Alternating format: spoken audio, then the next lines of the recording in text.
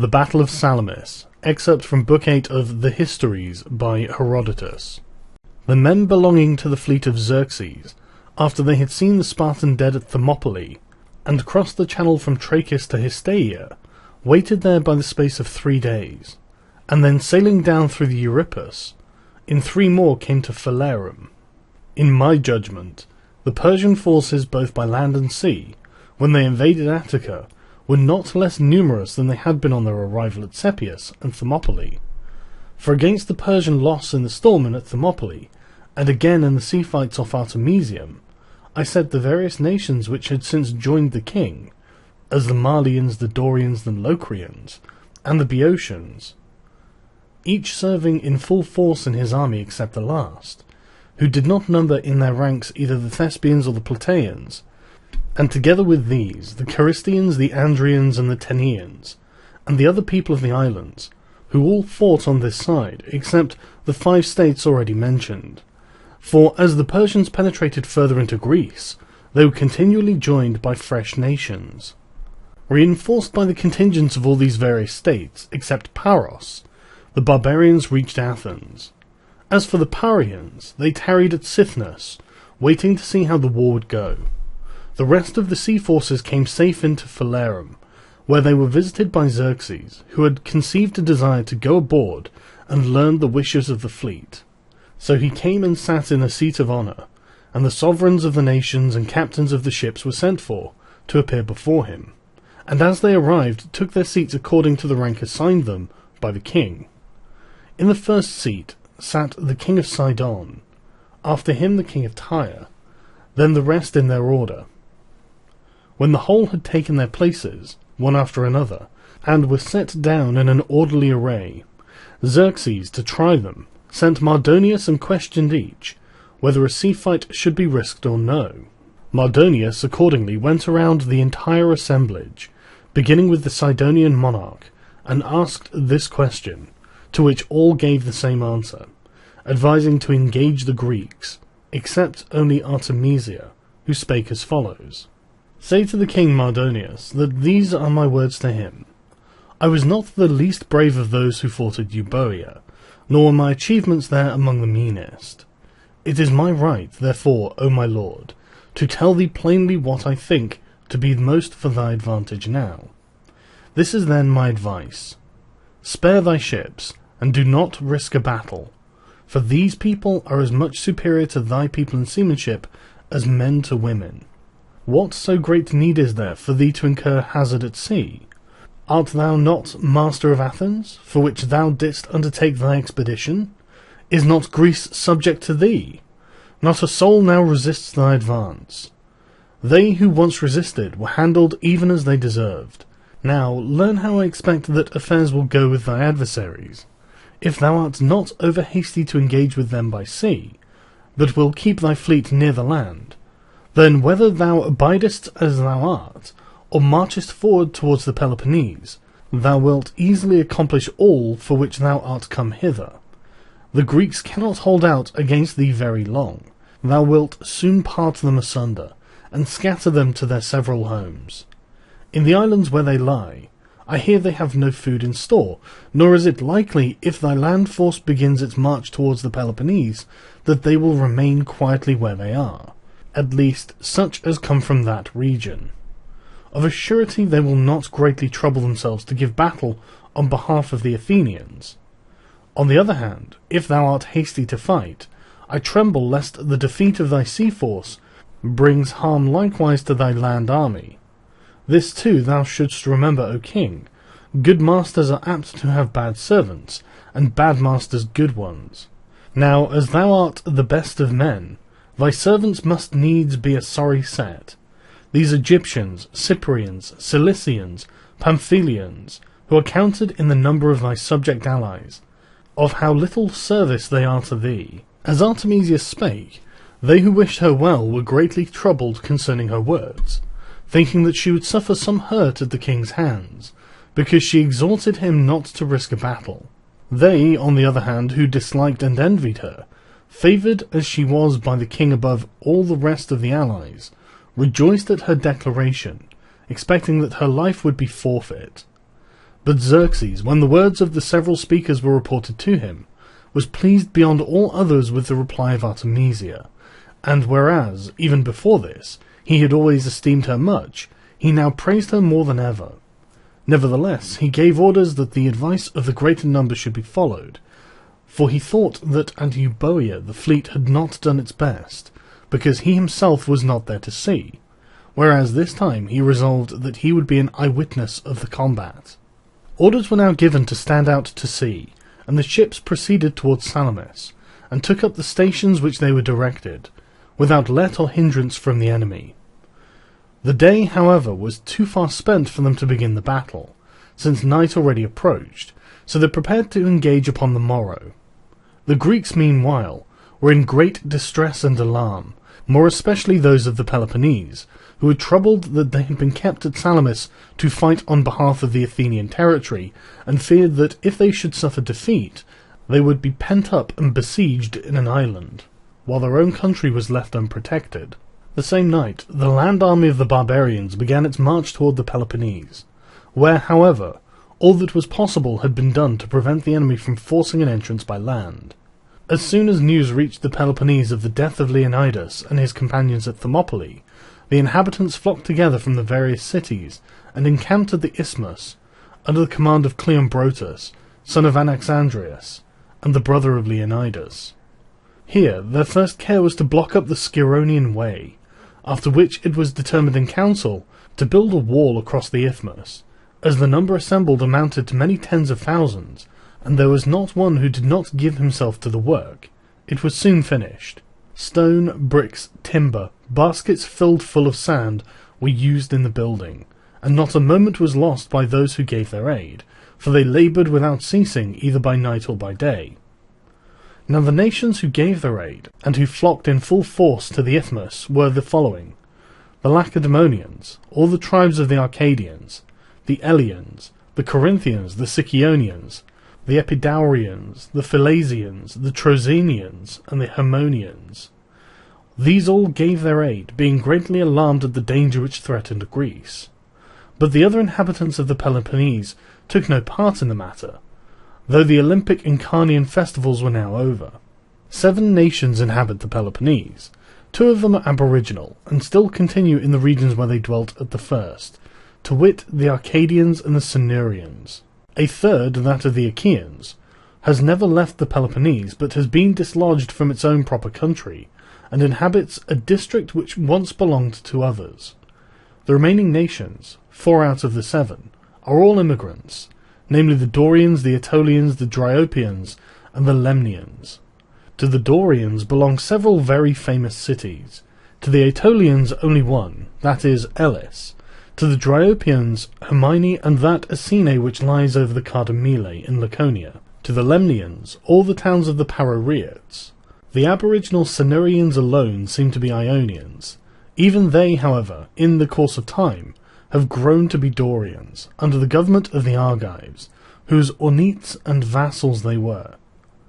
All the cities of these 7 nations, except those mentioned above, stood aloof from the war, and by doing so, if I may speak freely, they in fact took part with the Medes. So the Greeks at the Isthmus toiled unceasingly, as though in the greatest peril, since they never imagined that any great success would be gained by the fleet. The Greeks at Salamis, on the other hand, when they heard what the rest were about, felt greatly alarmed, but their fear was not so much for themselves as it was for the Peloponnese. At first they conversed together in low tones, each man with his fellow, secretly, and marvelled at the folly shown by Eurybiades. But presently the smothered feeling broke out, and another assembly was held, whereat the old subjects provoked much talk from the speakers, one side maintaining that it was best to sail to the Peloponnese and risk battle for that, instead of abiding at Salamis and fighting for a land already taken by the enemy, while the other, which consisted of the Athenians, Eginetians, and the Megarians, was urgent to remain and to have the battle fought where they were. Then Themistocles, when he saw that the Peloponnesians would carry the vote against him, went out secretly from the council, and, instructing a certain man what he should say, sent him on board a merchant ship to the fleet of the Medes. The man's name was Sicinus. He was one of Themistocles' household slaves, and he acted as a tutor to his sons. In after times, when the Thespians were admitting persons to citizenship, Themistocles made him a Thespian, and a rich man to boot. The ship brought Sicinnus to the Persian fleet, and there he delivered his message to the leaders in these words: "The Athenian commander has sent me to you privily, without the knowledge of the other Greeks. He is a well-wisher to the king's cause, and would rather success should attend on you than on his countrymen. Wherefore he bids me to tell you that fear has seized the Greeks, and they are meditating a hasty flight. Now then, it is open to you to achieve the best work that ever ye wrought, if only ye will hinder their escaping. They no longer agree amongst themselves, so that they will not now make any resistance. Nay, 'tis likely that ye may see a fight already begun between such as favour and such as oppose your cause." The messenger, when he had thus expressed himself, departed and was seen no more. Then the captains, believing all that the messenger had said, proceeded to land a large body of Persian troops on the islet of Citalaea, which lies between Salamis and the mainland, after which, about the hour of midnight, they advanced their western wing towards Salamis, so as to enclose the Greeks. At the same time, the force stationed about Chios and Cynosura moved forward, and filled the whole strait as far as Munichia with their ships. This advance was made to prevent the Greeks from escaping by flight, and to block them up in Salamis, where it was thought that vengeance might be taken upon them for the battles fought near Artemesium. The Persian troops were landed on the islet of Citalaea because, as soon as the battle began, the men and wrecks were likely to be drifted thither, and the isle lay in the very path of the coming fight, and they would thus be able to save their own men and destroy those of the enemy. All these movements were made in silence, that the Greeks might have no knowledge of them, and they occupied the whole night, so that the men had no time to get their sleep. I cannot say that there is no truth in prophecies, or feel inclined to call into question those which speak with clearness, when I think of the following: "When they shall bridge with their ships to the sacred strand of Diana, girt with the golden falchion, and eke to marine Cynosura, mad hope swelling in their hearts at the downfall of beautiful Athens. Then shall godlike right extinguish haughty presumption, insult's furious offspring, who thinketh to overthrow all things. Brass with brass shall mingle, and Mars with blood shall empurple ocean's waves. Then shall the day of Grecia's freedom come from victory fair, and Saturn's sun all-seeing." When I look to this, and perceive how clearly Bacchus spoke, I neither venture myself to say anything against prophecies, nor do I approve of others impugning them. Meanwhile, among the captains at Salamis, the strife of words grew fierce. As yet they did not know that they were encompassed, but imagined that the barbarians remained in the same places where they had seen them the day before. In the midst of their contention, Aristides, the son of Lysimachus, who had crossed from Aegina, arrived in Salamis. He was an Athenian, and had been ostracized by the commonalty, yet I believe, from what I have heard concerning his character, that there was not all in Athens a man so worthy or so just as he. He now came to the council, and, standing outside, called for Themistocles. Now Themistocles was not his friend, but his most determined enemy. However, under the pressure of great dangers impending, Aristides forgot their feud, and called Themistocles out of the council, since he wished to confer with him. He had heard before his arrival of the impatience of the Peloponnesians to withdraw the fleet to the Isthmus. As soon, therefore, as Themistocles came forth, Aristides addressed him in these words: "Our rivalry at all times, and especially at the present season, ought to be a struggle of which of us shall most advantage our country. Let me say then to thee, that so far as regards to the departure of the Peloponnesians from this place, much talk and little will be found precisely alike. I have seen with my own eyes that which I now report, that, however much the Corinthians or Eurybiades himself may wish it, they cannot now retreat, for we are enclosed on every side by the enemy. Go in to them and make this known." "Thy advice is excellent," answered the other, "and thy tidings are also good. That which I earnestly desired to happen, thine eyes have beheld accomplished. Know what that the Medes have now done was at my instance, for it was necessary, as our men would not fight here of their own free will, to make them fight whether they would or no. But come now, as thou hast brought the good news, go in and tell it, for if I speak to them they will think it a feigned tale, and will not believe that the barbarians have enclosed us around. Therefore do thou go into them, and inform them how matters stand. If they believe thee, 'twill be for the best, but if otherwise, it will not harm, for it is impossible that they should now flee away, if we are indeed shut in on all sides, as thou sayest." Then Aristides entered the assembly, and spoke to the captains. He had come, he told them, from Aegina, but had barely escaped the blockading vessels. The Greek fleet was entirely enclosed by the ships of Xerxes, and he advised them to get themselves in readiness to resist the foe. Having said so much, he withdrew, and now another contest arose, for the greater part of the captains would not believe the tidings. But while they still doubted, a Tenian trireme commanded by Panatius, the son of Sosamenes, deserted from the Persians and joined the Greeks, bringing full intelligence. For this reason the Tenians were inscribed upon the tripod at Delphi, among those who overthrew the barbarians. With this ship, which deserted to their side at Salamis, and the Lemnian vessel which came over before at Artemesium, the Greek fleet was brought to the full number of 380 ships. Otherwise it fell short by 2 of that amount. The Greeks, now not doubting what the Tenians told them, made ready for the coming fight. At the dawn of day, all the men-at-arms were assembled together, and speeches were made to them, of which the best was that of Themistocles, who throughout contrasted what was noble with what was base, and bade them, in all that came within range of man's nature and constitution, always to make choice of the nobler part. Having thus wound up his discourse, he told them to go at once on board their ships, which they accordingly did, and about this time the trireme that had been sent to Aegina for the Aeacidae returned, whereupon the Greeks put to sea with all their fleet. The fleet had scarce left the land when they were attacked by the barbarians. At once most of the Greeks began to back water, and were about touching the shore, when Amanius of Pallene, one of the Athenian captains, darted forth in front of the line, and charged a ship of the enemy. The 2 vessels became entangled, and could not separate, whereupon the rest of the fleet came up to help Amanius, and engaged with the Persians. Such is the account which the Athenians give of the way in which the battle began. But the Aeginetans maintain that the vessel which had been to Aegina for the Aeacidae was the one that brought on the fight. It is also reported that a phantom in the form of a woman appeared to the Greeks, and in a voice that was heard from end to end of the fleet, cheered them on to the fight. First, however, rebuking them, and saying, "Strange men, how long are ye going to back water?"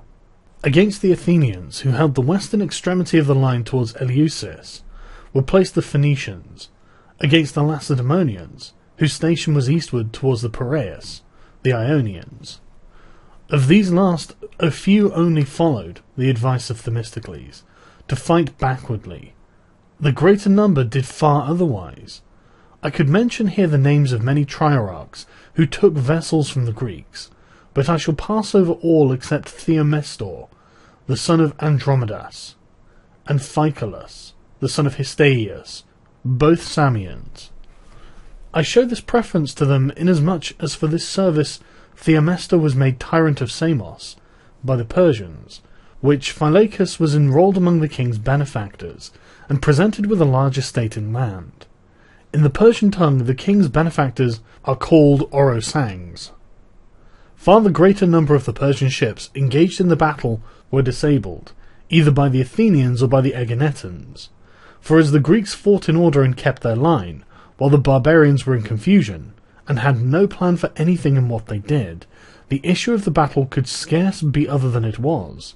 Yet the Persians fought far more bravely here than at Euboea, and indeed surpassed themselves. Each did his utmost through fear of Xerxes, for each thought the king's eye was upon himself. What part the several nations, whether Greek or barbarian, took in the combat, I am not able to say for certain. Artemisia, however, I know, distinguished herself in such a way as raised her even higher than she stood before in the esteem of the king. For after confusion had spread throughout the whole of the king's fleet, and her ship was closely pursued by an Athenian trireme, she, having no way to fly, since in front of her were a number of friendly vessels, and she was nearest of all the Persians to the enemy, resolved on a measure which in fact proved her safety. Pressed by her Athenian pursuer, she bore straight against one of the ships of her own party, a Calindian, which had Damasithemus, the Calindian king, himself on board. I cannot say whether she had any quarrel with the man while the fleet was at the Hellespont or no, neither can I decide whether she of set purpose attacked this vessel, or whether it merely chanced that the Calindian ship came in her way, but certain it is that she bore down upon his vessel and sank it, and thereby she had the good fortune to procure herself a double advantage. For the commander of the Athenian trireme, when he saw her bear down on one of the enemy's fleet, immediately thought that her vessel was a Greek, or else had deserted from the Persians, and was now fighting on the Greek side. He therefore gave up the chase, and turned away to attack others. Thus, in the first place, she saved her life by the action, and was enabled to get clear off from the battle, while further it fell out that the very act of doing the king an injury, she raised herself to a greater height than ever in his esteem. For as Xerxes beheld the fight, he remarked, as it is said, the destruction of the vessel, whereupon the bystanders observed to him, "Seest thou, master, how well Artemisia fights, and how she has just sunk a ship of the enemy?" Then Xerxes asked if it were really Artemisia's doing, and they answered, "Certainly," for they knew her ensign, while all made sure that the sunken vessel belonged to the opposite side. Everything, it is said, conspired to prosper the queen. It was especially fortunate for her that not one of those on board the Calindian ship survived to become her accuser. Xerxes, they say, in reply to the remarks made to him, observed, "My men have behaved like women, my women like men." There fell in this combat Aristobignes, one of the chief commanders of the fleet, who was the son of Darius and brother of Xerxes, and with him perished a vast number of men of high repute, Persians, Medes, and allies. Of the Greeks there died only a few, for as they were able to swim, all of those who were not slain outright by the enemy escaped from the sinking vessels and swam across to Salamis. But on the side of the barbarians, more perished by drowning than in any other way, since they did not know how to swim. The great destruction took place when the ships which had been first engaged began to fly, for those who were stationed in the rear, anxious to display their valour before the eyes of the king, made every effort to force their way to the front, and thus became entangled with such of their own vessels that were retreating. In this confusion, the following event occurred. Certain Phoenicians, belonging to the ships of which had thus perished, made their appearance before the king, and laid the blame of their loss on the Ionians, declaring that they were traitors, and had wilfully destroyed the vessels. The upshot of this complaint was that the Ionian captains escaped the death which threatened them, while their Phoenician accusers received death as their reward. For it happened that, exactly as they spoke, a Samothracian vessel bore down on an Athenian and sank it, but was attacked and crippled immediately by one of the Aeginetan squadron. Now the Samothracians were expert with the javelin, and aimed their weapons so well that they cleared the deck of the vessel which had disabled their own, after which they sprang on board and took it. This saved the Ionians. Xerxes, when he saw this exploit, turned fiercely on the Phoenicians. He was ready, in his extreme vexation, to find fault with anyone, and ordered their heads be cut off, to prevent them, he said, from casting the blame of their own misconduct upon braver men. During the whole time of the battle, Xerxes sat at the base of the hill called Agelaeus, over against Salamis, and whenever he saw any of his own captains perform any worthy exploit, he inquired concerning him, and the man's name was taken down by his scribes, together with the names of his father and his city. Ariaramnes too, a Persian, who was a friend of the Ionians, and present at the time whereof I speak, had a share in bringing about the punishment of the Phoenicians. When the rout of the barbarians began, and they sought to make their escape to Phalerum, the Aeginetans, awaiting them in the channel, performed exploits worthy to be recorded. Through the whole of the confused struggle, the Athenians employed themselves in destroying such ships as either made resistance or fled to shore, while the Aeginetans dealt with those which endeavoured to escape down the strait, so that the Persian vessels were no sooner clear of the Athenians than forthwith they fell into the hands of the Aeginetan squadron. It chanced here that there was a meeting between the ship of Themistocles, which was hasting in pursuit of the enemy, and that of Polycritus, the son of Creus the Aeginetan, which had just charged a Sidonian trireme. The Sidonian vessel was the same that captured the Aeginetan guardship off of Sciathus, which had Pythias, the son of Aeschines, on board. That Pythias I mean, who fell covered with wounds, and whom the Sidonians kept on board their ship, from the admiration of his gallantry. This man afterwards returned in safety to Aegina, for when the Sidonian vessel with its Persian crew fell into the hands of the Greeks, he was still found on board. Polycritus no sooner saw the Athenian trireme than, knowing at once whose vessel it was, as he observed that it bore the ensign of the admiral, he shouted to Themistocles jeeringly, and asked him in a tone of reproach if the Aeginetans did not show themselves rare friends to the Medes. At the same time, while he thus reproached Themistocles, Polycritus bore straight down on the Sidonian. Such of the barbarian vessels as escaped from the battlefield fled to Phalerum, and there sheltered themselves under the protection of the land army. The Greeks who gained the greatest glory of all in the sea fight off Salamis were the Aeginetans, and after them the Athenians.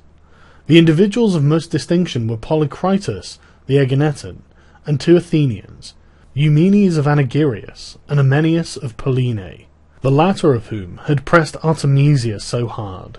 And assuredly, if he had known that the vessel carried Artemisia on board, he would never have given over the chase till he had either succeeded in taking her or had been taken himself, for the Athenian captains had received special orders touching the queen, and moreover a reward of 10,000 drachmas had been proclaimed for any who should make her prisoner, since there was great indignation felt that a woman should appear in arms against Athens.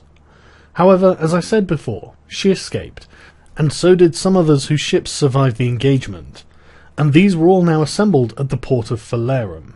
The Athenians say that Adimantus, the Corinthian commander, at the moment when the two fleets joined battle, was seized with fear, and being beyond measure alarmed, spread his sails and hasted to fly away, on which the other Corinthians, seeing their leader's ship in full flight, sailed off likewise. They had reached in their flight that part of the coast of Salamis where stands the temple of Minerva Scirus, when they met a light bark, a very strange apparition. It was never discovered that anyone had sent it to them, until it appeared they were altogether ignorant how the battle was going. That there was something beyond nature in the matter they judged from this, that when the men in the bark drew near to their ships they addressed them, saying, Adimantus, while thou playest the traitor's part, by withdrawing all these ships and flying away from the fight, the Greeks whom thou hast deserted are defeating their foes as completely as ever they wished in their prayers. Adimantus, however, would not believe what the men had said, whereupon they told him he might take them with him as hostages and put them to death, if he did not find the Greeks winning. Then Adimantus put about, both he and those who were with him, and they rejoined the fleet when the victory was already gained. Such is the tale which the Athenians tell concerning them of Corinth. These latter, however, do not allow its truth. On the contrary, they declare that they were amongst those who distinguished themselves most in the fight, and the rest of Greece bears witness to their favour. In the midst of the confusion, Aristides, the son of Lysimachus, the Athenian, of who lately I spoke as a man of greatest excellence, performed the following service. He took a number of the Athenian heavy-armed troops, who had previously been stationed along the shore of Salamis, and landing with them on the islet of Citolea, slew all the Persians by whom it was occupied. As soon as the sea fight was ended, the Greeks drew together to Salamis all the wrecks that were to be found in that quarter, and prepared themselves for another engagement, supposing that the king would renew the fight with the vessels which still remained to him. Many of the wrecks had been carried away by the westerly wind to the coast of Attica, where they were thrown up upon the strip of shore called Coelius. Thus, not only were the prophecies of Bacchus and Musaeus concerning this battle fulfilled completely, but likewise, by the place to which the wrecks were drifted, the prediction of Lysistratus, an Athenian soothsayer, uttered many years before these events, and quite forgotten at the time by all the Greeks, was fully accomplished. The words were, "Then shall the sight of the oars fill the Coelian dames with amazement." Now this must have happened as soon as the king was departed.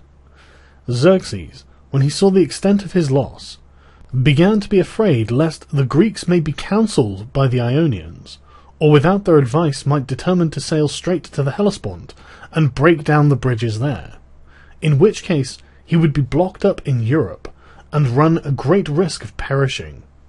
He therefore made up his mind to fly, but as he wished to hide his purpose alike from the Greeks and from his own people, he set to work to carry a mound across the channel to Salamis, and at the same time began fastening a number of Phoenician merchant ships together, to serve at once as a bridge and a wall. He likewise made many warlike preparations, as if he were about to engage the Greeks once more at sea.